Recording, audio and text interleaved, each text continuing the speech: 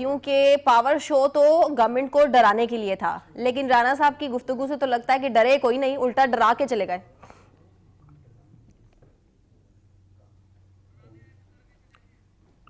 سنا میں نے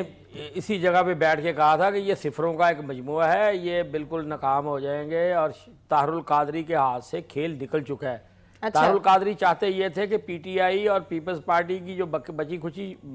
شہرت ہے لاہور میں، مقبولیت سے فائدہ اٹھائیں گے اور بندے وہاں پہ 20-25 ہزار جمع ہو جائیں گے، اور میں جو ہے وہ نئی بڑکیں لگا کے اور نئے سودے بازی کر کے چلا جاؤں گا، لیکن وہ ظاہر ہے نہیں ہو پایا۔ وجہ اس کی یہ ہے سمپلی کہ پی ٹی آئی نے تو پی ٹی آئی کی قیادت نے بالکل اپنے کسی کارکن کو، مقامی لوکل ورکر کو نہیں کہا کہ وہ جلسے میں آئے۔ یہ تصدیق شدہ بات ہے، آج صبح بھی میری مرکزی رہنماؤں سے گفتگو ہوتی رہی تو انہوں نے کہا یہ پاگل مولوی ہے، ہم اس کے پیچھے کیوں ایویں خام خواہ ایکسرسائزیں کرتے پھریں۔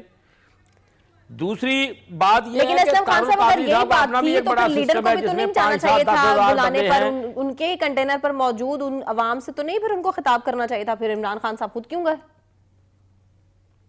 دیکھیں عمران صاحب جو ہے نا، عمران صاحب میں سیاسی عقل کی خاصی کمی ہے، یہ آپ بات سمجھیں۔ یہ ان کے عطالی کے اب تو وہ بھی روتے پھرتے ہیں کہ یار اس کو کہتے کچھ ہیں یہ کرتا کچھ ہے۔ اب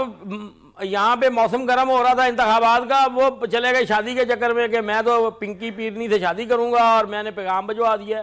وہ سیانی نکلی کہ اس نے کہا کہ ابھی ذرا تھوڑی سی چلے ڈیلے کر لیں، ورنہ انہوں نے اپنی طرف سے کوئی کسر نہیں چھوڑی۔ یہ اگلی بات یہ ہے کہ یہ طاہر القادری صاحب جو ہے، ان کی جو بریلوی ووٹ ہے نا، اس کو تو شیخ الحدیث خادم صاحب رضوی صاحب لے کے جا چکے ہیں، ان کے پلے ککھ نہیں ہے۔ یہ تو بس یہ